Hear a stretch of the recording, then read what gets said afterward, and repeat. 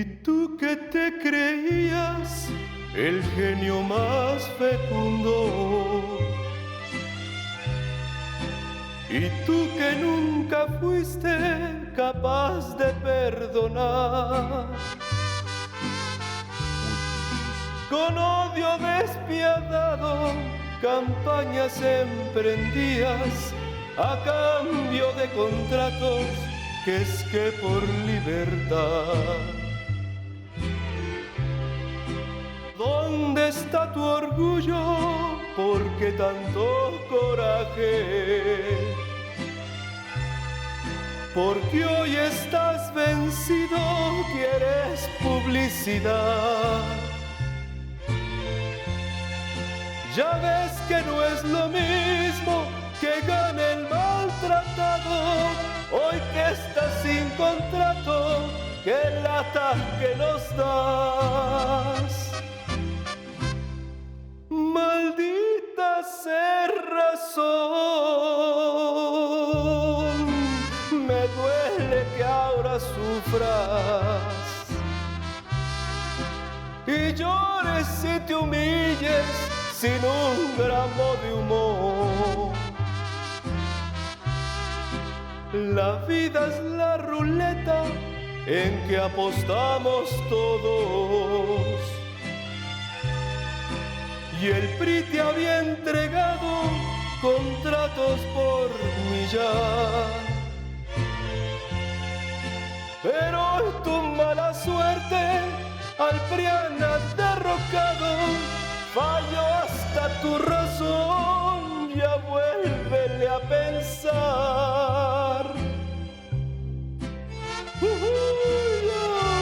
Chiquitito, extrañas los contratos, ¿verdad? Maldita sin razón, me duele que ahora sufras y llores y te humilles sin un gramo de humor. La vida es la ruleta en que apostamos todos.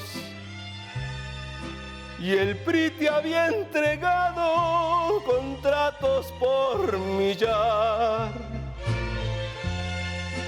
Pero tu mala suerte al PRIAN ha derrocado, falló hasta tu razón. Qué lástima me das.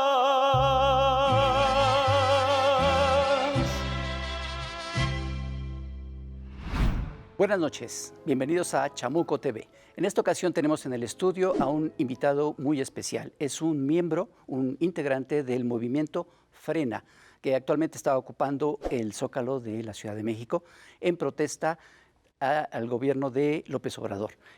Señor, buenas noches. Queremos saber por qué se oponen ustedes a la dictadura castrochavista venezolana coreana del tirano López Obrador. Muy interesante, pero ¿cuáles son sus demandas en específico? Estoy haciendo una entrevista a un miembro de Frena. ¿Estás entrevistando tiendas vacías? Pues esos son los miembros de Frena. Ya, vamos a entrevistar a una persona real que tiene cosas que decir. Olga Warner, aquí está. Olga Warner. Ya, vamos, ya. Uy, sí está más interesante que esto. Un poquito, sí. Olga Warner, muchas gracias por estar con nosotros. Fis, ¿cómo estás? Hola, Fisgón. Muy bien, a todas. Hola, Olga. Bienvenida al Averno. Hola, ¿qué tal? Gracias a ustedes. Gracias a ustedes. No, al muchas contrario, gracias. Muchas gracias a ti. Oye, Olga, pues estás presentando ahorita este libro, Felipe el Oscuro, Secretos, Intrigas y Traiciones del Sexenio más Sangriento de México. Pero este no es tu primer libro en donde investigas y testimonias lo que sucede en la política en México. Está también La Jefa, sobre Marta Sagún, la esposa de Vicente Fox, de aquella tristemente célebre pareja presidencial. ¿Qué es lo que lleva a una periodista argentina a acercarse a la política y a los políticos de México y testimoniar su actuar en estos libros? Es mi 10º libro, en realidad. Yo he escrito, mi primer libro fue sobre Carlos Menem, que gobernó la Argentina durante 11 años, Méndez. prácticamente. Exacto, exacto. Le decían así porque Menem traía mala suerte, entonces era Méndez. Que fue un libro que me costó mucho hacerlo, no solamente porque era mi primer libro, porque también fue una presidencia muy caótica, llena de atentados, de crímenes sin resolver, de muerte, de corrupción, con un presidente que, bueno, fueron los 90, ¿no? De escándalos. Yo me fui a vivir a México en el 2001. Me casé, me fui a vivir a México, fue mi segundo matrimonio, ahora estoy separada, pero bueno, me separó México también, pero me interesó, cuando yo llego a México, me toca cubrir la llegada de Vicente Fox a la presidencia. En realidad los políticos latinoamericanos no se diferencian unos de los otros. Los políticos del mundo no se diferencian. Pero en el caso de los latinoamericanos nos une prácticamente un mismo hilo, una misma historia. Somos prácticamente tropicales, somos países que podemos tener diferencias, pero en realidad las corrupciones pasan por el mismo lugar. Los políticos prometen una cosa en la campaña, cuando llegan al poder pasa otra historia. Los pactos secretos, los fraudes electorales, Las pero el oligarquías. caso de Vicente, exacto, las oligarquías, las élites, pero cuando llega Vicente Fox, sí, a mí me pareció una cosa muy interesante que me tocó cubrir, porque yo vi mucha esperanza en la gente. Recordemos que México venía de 71 años de PRI, también con una historia de escándalos, de crímenes que afectaban a los que pasaban por Los Pinos, como es el caso de Carlos Salinas de Gortari, con privatizaciones muy escandalosas, con corrupción. Y la llegada de Vicente Fox fue como una bocanada de aire fresco, ¿no? Él prometió un cambio, resulta que el cambio después fue una gran mentira, el cambio nunca sucedió y Vicente Fox terminó, el PRI nunca se fue, esa es la otra, el PRI siguió vivo y coleando y sigue vivo. Son 71 años de un poder omnímodo casi, y con raíces muy profundas. Y eso fue lo que me interesó. Este tipo que no era de la política, que era un empresario, que había trabajado en Coca-Cola, su paso por la política se dio como gobernador de Guanajuato, y todo ese círculo de personajes pintorescos, con un estilo más abierto que el del PRI, quizás, aunque eran panistas y más conservadores y católicos y toda la historia, pero digamos, Vicente Fox tenía esa cosa quizás abierta y un poco escandalosa de que no le importaba prácticamente nada, un tipo con un gran carisma, y Marta Sagún y sus hijos, ¿no? O sea que me interesó escribir no sobre la pareja, me interesó mucho escribir un poco sobre ese sexenio, y después me enfoqué más en la figura de ella, ¿no? La figura de ella y de los hijos. El segundo libro en México fue el de Crónicas Malditas, por el que me demandaron. Marta Sagún me demandó y por daño moral, y su hijo también. Pero finalmente lo que yo cuento en el libro terminó siendo apenas la punta de un iceberg de lo que en realidad hicieron, ¿no? De lo que en El, realidad sucedió. el tema de Felipe Calderón yo creo que es otra cosa, ¿no? Porque Felipe Calderón ya llega con un problema de ilegitimidad a la presidencia. Es curioso porque llega con una debilidad muy fuerte y hay un cable de Wikileaks que documenta que Felipe Calderón va a visitar a la Embajada de Estados Unidos y pide ayuda porque está en una situación de extrema debilidad. Y el cable de Wikileaks lo que plantea es que la embajada acepta apoyarlo, y lo que nosotros nos preguntamos, bueno, ¿no fue ahí pactado el tema de la guerra de las drogas de Calderón?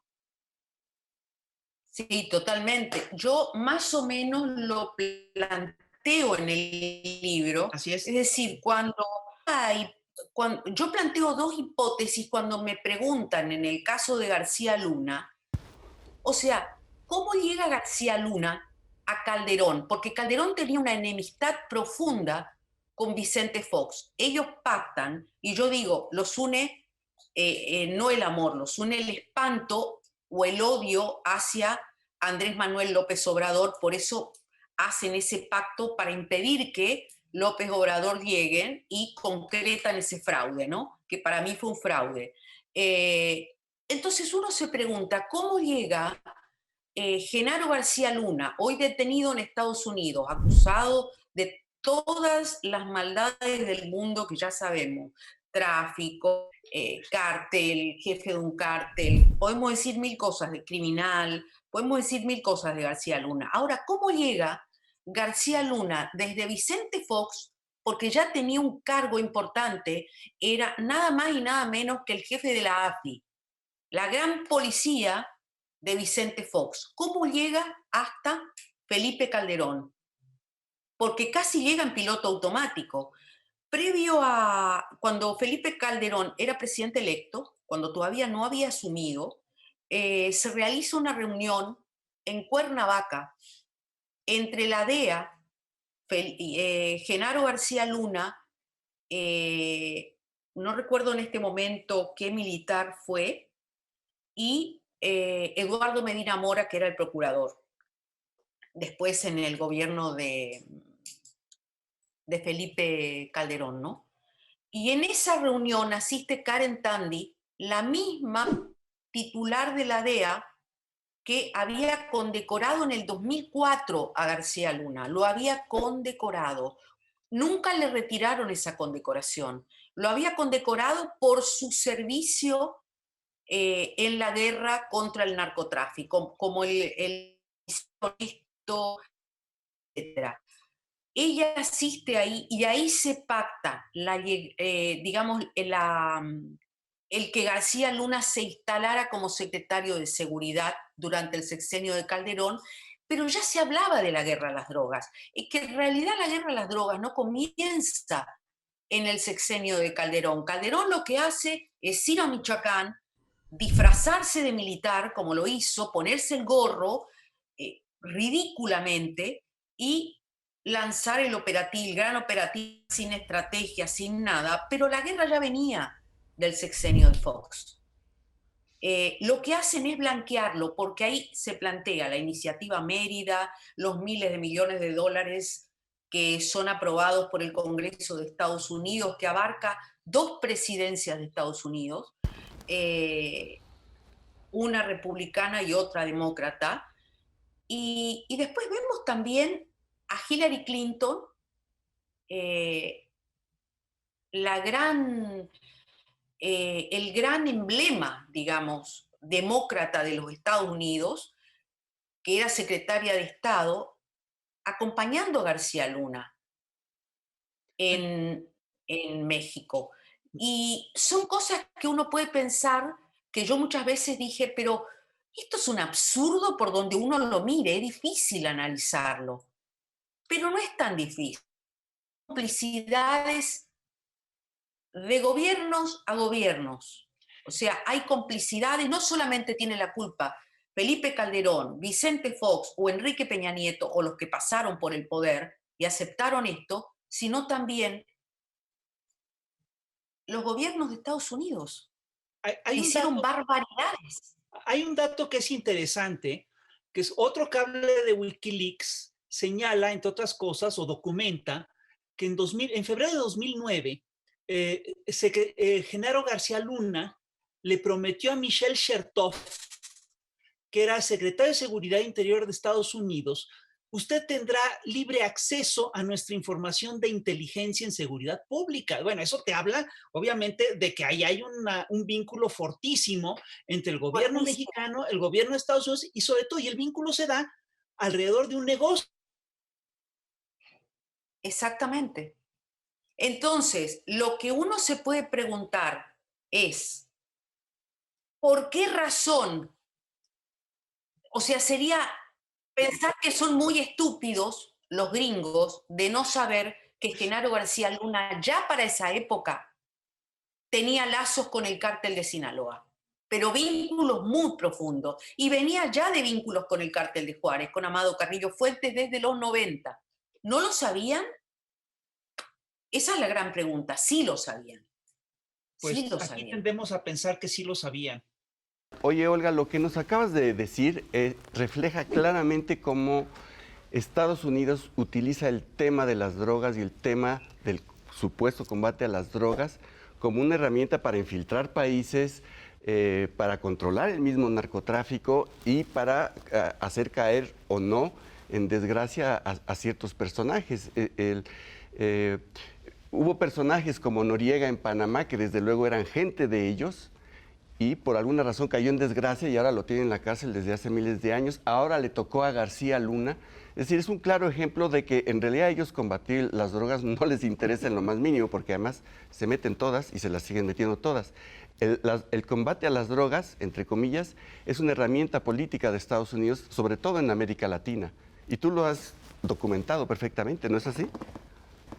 Sí, totalmente. Cuando te pones a investigar el tema de la guerra a las drogas y comienzas a ver desde los archivos desclasificados, tiene eso, que están los archivos desclasificados del Departamento de Estado, y uno no tiene ningún problema en que aparezcan en esos archivos, si uno lo mira con detenimiento, la implicancia directa que ha tenido, que tiene la CIA, que a su vez está enfrentada con la DEA, los organismos de inteligencia de Estados Unidos, en esta guerra, en esta supuesta guerra a las drogas, que es una gran simulación y una gran farsa en la que se enriquecen, digamos, Estados Unidos es miles de millones de dólares que, digamos, además de que es el gran consumidor, miles de millones de dólares que van justamente para invertir en guerras con gobierno, vamos a invadir aquel país porque no nos gusta quien gobierna, Irak, y se hacen el gran invento de las armas de destrucción masiva, destruyen Irak, se van de Irak, se roban todo lo que pueden, pero en realidad es eso lo que alimenta la guerra a las drogas, es otra cosa. Cuando uno investiga qué es lo que pasó en Panamá, por ejemplo, más allá de que Noriega te pueda caer simpático, a mí no me caía nada simpático, para mí siempre fue un criminal, fue un tipo que además tuvo mucho que ver con el asesinato de Torrijos, con la explosión de ese avión, pero era un hombre formado por la CIA, y la CIA lo coloca en lugar de Torrijos. Torrijos molestaba. Entonces, ¿qué hace Noriega? Noriega forma parte del complotar el avión en donde muere Torrijos y se queda como dueño y señor de Panamá. ¿Panamá qué es? Panamá, no digo que no sea un país, pero Panamá es como un gran lugar de lavado de dinero sucio, de bancos y de lavado de dinero sucio. Y ahí estaba Noriega. Y Noriega alimentaba a la Contra, que la Contra fue armada justamente para enfrentar, digamos, tumbar la famosa revolución sandinista que el gobierno de Estados Unidos no le gustaba. O sea, fue la guerra a las drogas que sigue desde hace más de 50 años y que nació en la época de la Guerra Fría para luchar contra cualquier cosa que oliera a marxismo, comunismo o lo que fuera. La guerra a las drogas es un gran negocio de Estados Unidos. Un gran negocio fundamentalmente de los republicanos más que de los demócratas, aunque están todos metidos, porque es mucho el dinero que se mueve. Son miles de millones de dólares. Sí, Y esto no va a terminar hasta que no se legalice este negocio. Es mi opinión personal. Lo que iba a decir es que Chomsky dijo, lo escribió en alguno de sus libros o en alguna entrevista, no recuerdo, que la guerra contra las drogas la inventó Nixon y que le sirvió básicamente para controlar y reprimir a los grupos pacifistas que estaban contra la guerra de Vietnam, que estaban muy vinculados con los movimientos hippies, por un lado, y para acabar con el movimiento negro, con la resistencia de los negros. Y efectivamente, a partir de entonces ya no volvió a haber Malcolm X, no volvió a haber Martin Luther King, y las cárceles se llenaron de negros y de mexicanos, todos acusados de asuntos de drogas. De tráfico. Ajá. Y porque los asesinaron, además, los mataron. Sí, claro. ¿No? Y a muchos los metieron a las drogas. Muchos de los grandes dirigentes de los Black Panthers acabaron metidos en la heroína. Claro. Y no solo eso, a los países que se metieron supuestamente al combate de drogas, los supeditaron a las lógicas militares de Estados Unidos. En el sexenio de Calderón, el 50%, ni más ni menos, de todos los recursos de las Fuerzas Armadas de México se destinaron a combatir al narco y se permitió el paso de agencias diversas de seguridad de Estados Unidos. Había en México una oficina binacional en la que operaban 45 funcionarios estadounidenses a partir del tema de la Iniciativa Mérida, que tú señalas en tu libro que está inspirada en buena medida a partir del Plan Colombia, ¿no es así? Exactamente, totalmente. Está inspirada en el Plan Colombia, que en realidad lo de Colombia es también una pantalla, porque fue un fracaso. Lo de Colombia fue un fracaso, no es que no hay cárteles en Colombia.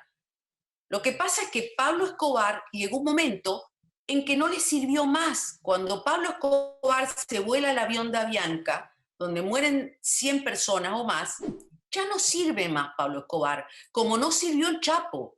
Cuando el Chapo se enamora platónicamente, o como quieras llamarlo, de Kate del Castillo, y sale a la luz y quiere hacer su película y qué sé yo, ya no sirve más el Chapo para el negocio.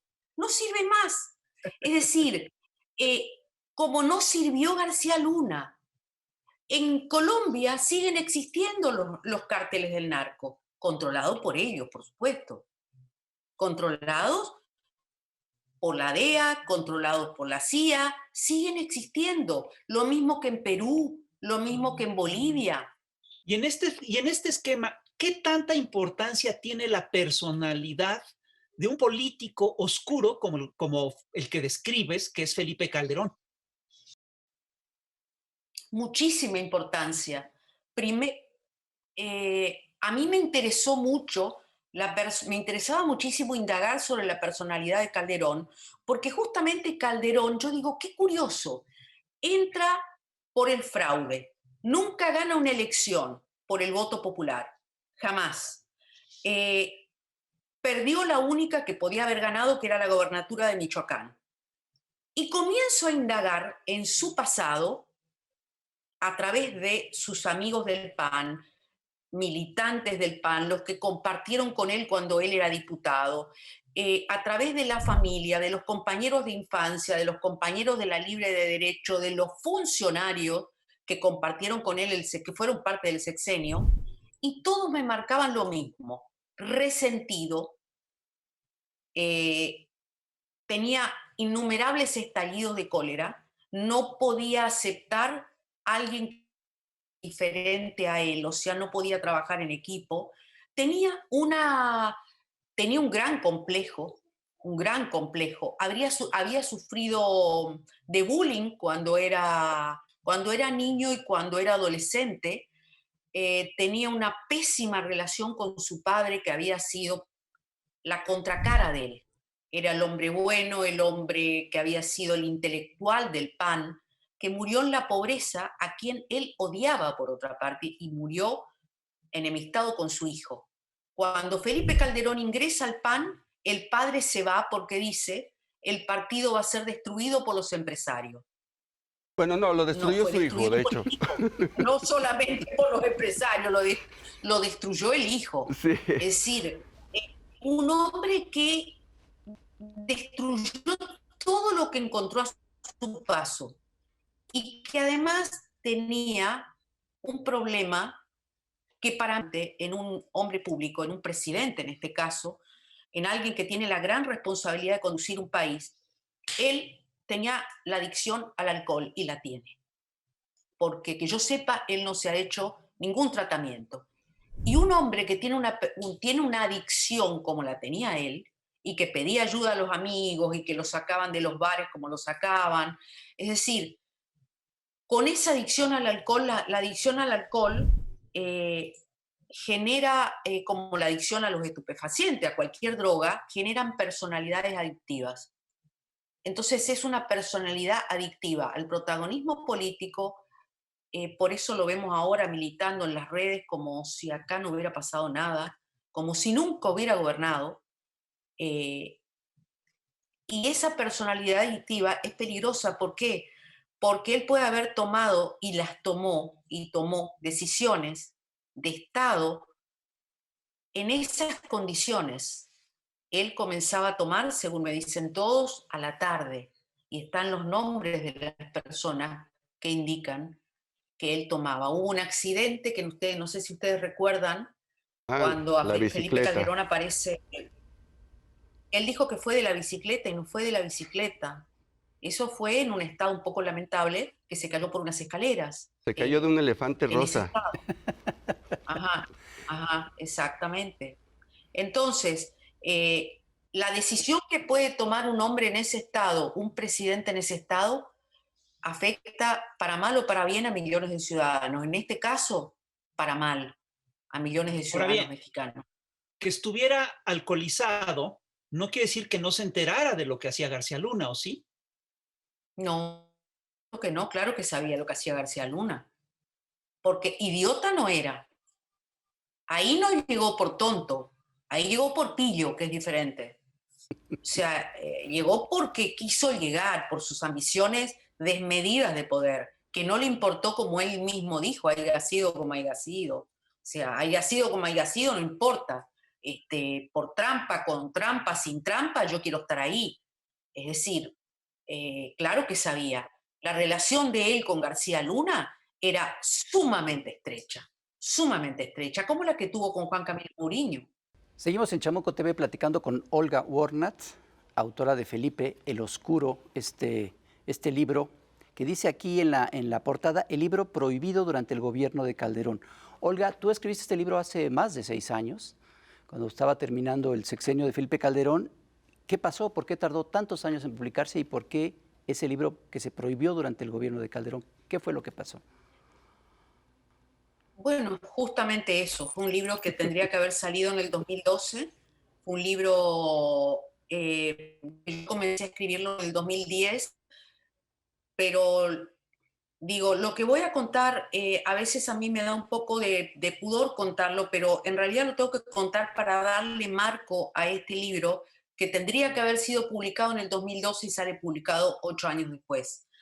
Eh, no solamente yo, mi familia, mi hija sobre todo, eh, colaboradores, fuentes, todo lo que me rodeaba en ese momento, a partir del 2011 en adelante, las amenazas fueron intensificándose de una manera sumamente violenta.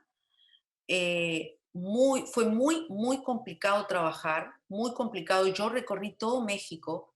Fue una investigación muy trabajosa, porque realmente andar por México en esa época de la guerra, en ese sexenio de la muerte o de la guerra, como yo le llamo, no era fácil. Eran circular por los estados que en ese momento estaban de guerra, con desplazados, con fosas clandestinas, con muertos por todas partes, colgados de los puentes. O sea, era una cosa atroz. Y al margen de eso, yo estaba siendo muy hostigada en ese momento, hasta que las amenazas fueron un poco más arriba, y llegaron a la editorial, que es Planeta. El director editorial de Planeta, Gabriel Sandoval, tuvo que sacar a su familia del país. Yo me entero de esto todo después, porque nosotros cortamos relación porque nuestros teléfonos estaban intervenidos. Fue muy difícil esto. Mi computadora estaba intervenida, fue un caos. Me mandaban fotos de mis hijas, de mi hija en Buenos Aires. Fue la verdad que muy complejo. Y ahí es donde Planeta, porque toda Planeta fue amenazada, las secretarias, la gente que trabajaba en la imprenta, amenazaron con colocar una bomba en la imprenta. Fue una cosa desmesurada, demencial, casi de locos. Y eso fue lo que impidió que el libro saliera, porque Planeta España tomó la decisión de, por razones de seguridad, posponer o cancelar momentáneamente la salida del libro. Momentáneamente duró 8 8 años. años. Oye, por supuesto que Krause y Aguilar Camín y otros sacaron un desplegado para apoyarte, ¿verdad? Solidarizándose con... Sí, totalmente, claro, no. Ah, qué bueno. O sea, yo realmente lo viví en medio de una gran soledad, junto con la gente que trabajó conmigo, lo vivimos en medio de una gran soledad, salvo Carmen Aristegui, Katia de Artigues, porque yo lo que hacía era, a medida que recibía amenazas, en mi desesperación escribía a todo el mundo, entre ellos a Krause, porque lo tenía en mi mail, porque le había hecho entrevistas y demás. Sin embargo, nada, o sea, muchos de los que aparecieron firmando ese desplegado, y yo hablo también de periodistas mujeres, que uno puede decir, bueno, tengo solidaridad, que dicen ser feministas. Yo soy una militante feminista de muchos años y trato de ser lo más solidaria posible con alguna mujer que esté pasando por una circunstancia delicada. Ninguna, salvo, digo, Carmen Aristegui y Katia de Artigues, que y se preocupó mucho, ambas se preocuparon mucho. El resto, nada. El resto, absolutamente un silencio sepulcral. Y hoy los veo en este desplegado, y no es porque no tengan derecho a sacarlo, pero realmente uno lee el texto y el texto no tiene nada que ver con la realidad que se vive en México. Eso que dicen ahí se vivía en aquella época, no ahora. Tú has comparado, digamos, este periodo del calderonato con lo que era la dictadura argentina o lo que eran, digamos, estos episodios de Pakistán y Afganistán en guerra, ¿no es así? Sí, sí, totalmente. Yo lo comparé con la dictadura argentina. Yo durante la dictadura argentina, claro, era un golpe militar de los tantos que hubo en América Latina, en el Cono Sur. En la dictadura argentina a mí me tocó estar clandestina, yo era militante de la izquierda, del peronismo, y me tocó estar clandestina mucho tiempo, y yo sé el miedo que se siente, o sea, conozco, van a venir y te van a romper la puerta y van a entrar encapuchados y te van a llevar, a lo que te va a pasar, es decir, ese estado criminal que se ha convertido en criminal, cuando uno siente que no tenés dónde ir a buscar justicia, o lo que sea, eso lo viví yo en México. A mí me hizo recordar muchísimo a esa sensación. Esa sensación me volvió. Cuando yo me iba al norte de México y viajé al norte de México, y las maestras de los colegios te decían que sus alumnos eran halcones y tenían 9 y 10 años, y ellas querían migrar a Estados Unidos porque me decían, yo no puedo salvarles la vida, porque mañana me denuncien a mí. O sea, era un clima de todos contra todos, con un México completamente atomizado que yo no había visto antes, ¿no? Donde además ya no eran 7 cárteles, sino que ya eran como 20 en un momento, donde además el Estado, por otra parte, secuestraba el Estado. O sea, era un clima de verdadera locura, que se está pagando ahora los resultados, ¿no? Porque realmente eso no se salda. Esa guerra no puede saldarse ni en un sexenio, ni en dos. Eso deja heridas muy profundas. Hasta el día de hoy hay fosas clandestinas, que hay cuerpos ahí que nadie sabe de quién son. No, y desencadena Y dinámicas que no paran. Y tú no, cuentas en el libro una cosa que a mí me impresionó mucho, que es que hablas por un teléfono encriptado, ni más ni menos que con Felipe Zamora Castro, que era entonces subsecretario de Gobernación. Y él es el que te cuenta que detrás de las amenazas que recibes Él estaba, está ni más ni menos que Genaro García Luna, cosa que a mí me parece verdaderamente increíble. él estaba muy preocupado, fíjate cómo son las cosas, la Segov estaba encargada, a cargo de las amenazas que teníamos, y él me llamaba prácticamente casi todas las noches. Yo tenía una comunicación por correo electrónico con él, y él, cuando amenazan a mi hija, yo le envío las amenazas a mi hija, porque tenían todos los datos, fotografías, sabían dónde hacía las compras. Mi hija estaba embarazada de 7 meses en ese momento, fue una situación muy fea, y yo angustiada, era el único que me escuchaba. Entonces me dice, me comunico contigo a la noche, desde un teléfono seguro, desde un teléfono encriptado. Tengo el mail todavía de él. Y a la noche me llama tipo 10:30, yo ya estaba fuera de México, estaba en Estados Unidos, me llama desde un teléfono encriptado, y entonces yo le pregunto de dónde viene, quiénes son el narco, ¿no? Y él me dice no. Y yo me quedo como, ¿cómo no? ¿Y quiénes son? Y me dijo, esto es de adentro del gobierno, Olga, esto es de adentro del gobierno, nuestras investigaciones, la investigación que estamos haciendo nos indica que es de adentro. Pero ¿de adentro quiénes? Me dijo, esto viene de García Luna, esto es de García Luna, pero no me pidas que te dé más datos porque estamos en plena investigación. Cuando yo tenga eh, el cuadro completo de esta investigación, vas a ser la primera en enterarte. Y al otro día se cayó el helicóptero, se cayó por culpa de los pilotos. Eso fue un atentado. No sé si por lo mío, pero fue un atentado. ¿Qué Claro. pilotos tan... O sea, al otro día yo estaba en shock, quedé así y digo, yo no puedo más con esto, porque era todos los días una bomba, ¿no?, que caía. Era todos los días un tema. Al otro día, cuando me avisan que el helicóptero se había caído en el Estado de México por culpa de los pilotos y la neblina y no sé qué, eh, yo quedé en shock. Tenía la voz de Felipe Zamora acá, o sea, Pues sí. de la noche anterior. Y dije, ¿qué está pasando acá? Y lo primero que atiné a decir, los tiraron, esto fue un atentado. Pero qué mal pensaba. Después, obviamente, El helicóptero donde iba Pues el sí. secretario de Gobernación, obviamente Francisco Blake investigando Mora, Blake Mora, sí. que era además el segundo secretario de Gobernación que moría en un accidente personas más. aéreo.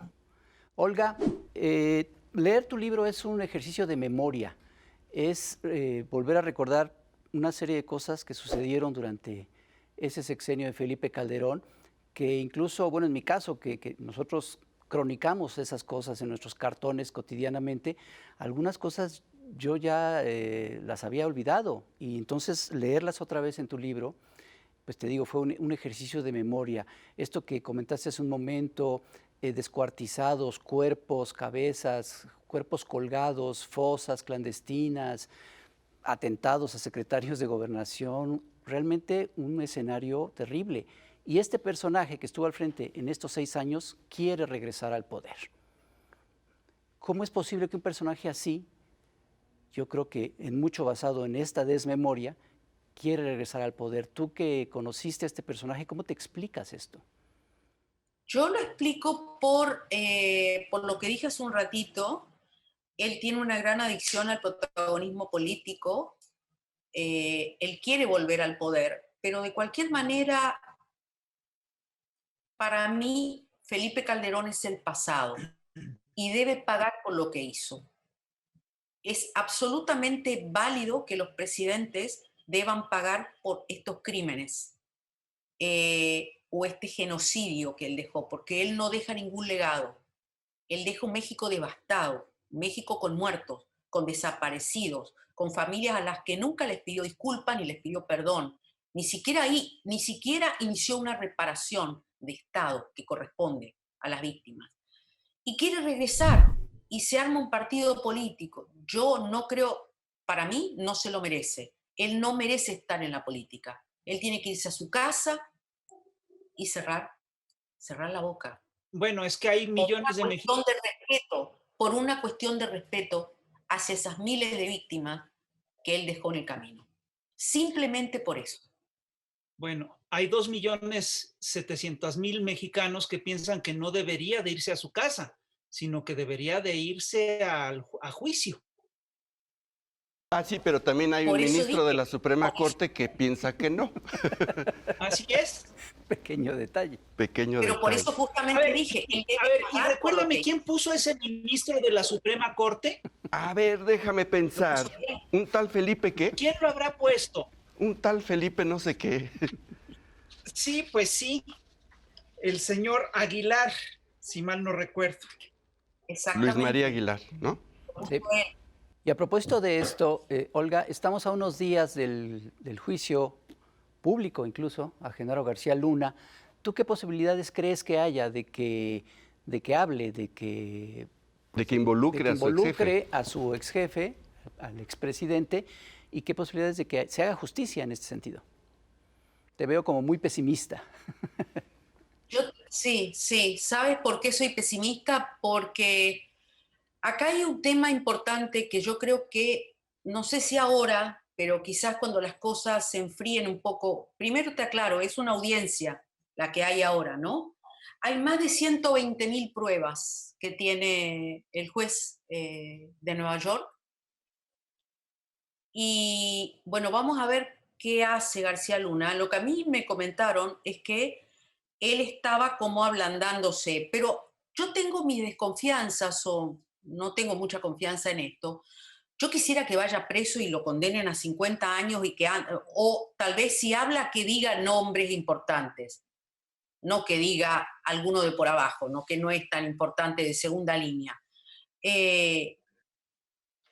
Porque cuando primero lo nombra la DEA, lo condecora la DEA, él tenía una relación de hermandad con la DEA.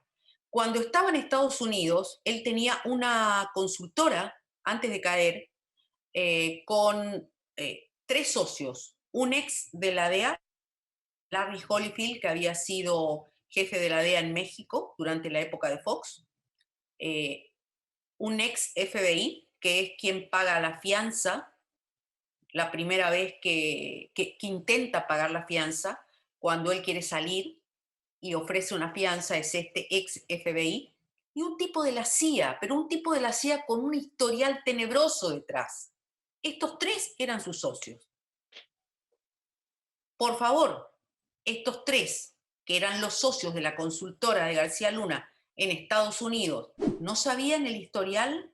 ¿No sabían el despilfarro de dinero? Yo hablé con Larry Holyfield, de la DEA, y le pregunté, y le digo, pero ¿qué pasa con esto?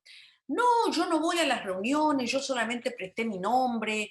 Le digo, ¿a un policía mexicano le prestaste tu nombre? Le digo, ¿que es un criminal? No, bueno, es que él estaba primero, no ingenuamente, pero adrede, y no supo responderme. Me dijo que no, que él nunca estuvo ahí, que no iba a las reuniones, pero eran los 3 socios de él, de García Luna. Y es la DEA, curiosamente, quien lo detiene en Texas. Hay algo acá que a mí no me termina de cerrar. ¿Qué es lo que pasó? Algo pasó y no me termina de cerrar. Entonces quiero saber qué es lo que va a pasar con él. Si él se convierte en testigo protegido, que eso es válido para la justicia de Estados Unidos, él tiene que dar información. Y tiene que dar información buena, verificable. Pero si pasa eso, después pasará a ser un NN y se irá a disfrutar por ahí, cosa que no me parece justa. Yo quisiera verlo enterrado bajo tierra, 50 años, como el Chapo Guzmán, así. Eso es lo que pienso, pero no sé qué puede pasar. Yo no sé si va a dar el nombre de Felipe Calderón. Bueno, pero acabas de tocar el punto, porque lo que nos hemos venido preguntando aquí, y lo hemos hablado en otros programas aquí, es qué pasó que cayó de la gracia de los estadounidenses García Luna. Era su hombre, pero efectivamente hay algo que no sabemos, y quién sabe si lo lleguemos a saber algún día. Algo pasó. No, yo creo que sí, lo llegaremos a saber, sí. Como todo se sabe más tarde o más temprano. Así como se sabe hoy que la CIA asesinó y torturó y mató a Kiki Camarena, aquel agente de la DEA, así como hoy, después de tantos años, se sabe y sigue siendo noticia, y hoy se sabe con testimonios, se va a saber, se va a saber. Lo que supongo es que seguramente habrá traicionado a alguien que era parte del negocio, porque esto todo es un negocio. Las drogas es un gran negocio. Sí, en ese, Para en ese para negocio este no lado y hay, para los que están del otro lado. en ese Para negocio los no que hay están de este justicia, lado hay y los que están venganzas. del otro lado. Digamos, ese tema, incluso que yo me río cuando dicen, no sabemos dónde está el Mayo Zambada. ¿Cómo no van a saber dónde está el Mayo Zambada? A ver, por favor. El Mayo Zambada arregló la caída de su hijo. El hijo habló con él. Eso estaba todo arreglado con la DEA y además le dijeron con quién de la DEA tenían que hablar. Son cosas que uno después, a medida que suceden, uno no cae. Pero a medida que uno empieza a avanzar, en la investigación comenzás a tener todas las piezas del ajedrez. Te puede faltar alguna, pero con el tiempo esa va a aparecer. Pues sí, pues son cosas que vamos a saber tarde o temprano, y sobre todo creo que lo más importante es que son cosas que no deben de volver a pasar, que son cosas que tienen que quedar en el pasado. Tú lo dijiste hace un momento, Olga, Felipe Calderón debe ser el pasado, y debe ser un pasado que no debe de regresar. Pues, exactamente. muchas gracias, Olga, por estar. Ojalá sea condenado por la justicia. Ojalá que sí. Eso sería el ideal máximo. Pues sí. Pero bueno.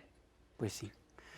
Pues muchas gracias por haber estado con nosotros. Invitamos a todos a que lean Felipe el Oscuro, de Olga Warnat. Es un libro, una lectura imprescindible para exorcizar a este pasado, ¿no? No, sí, y tuvimos una conversación realmente reveladora, interesante y hasta escalofriante por momentos. Muchas gracias, Olga.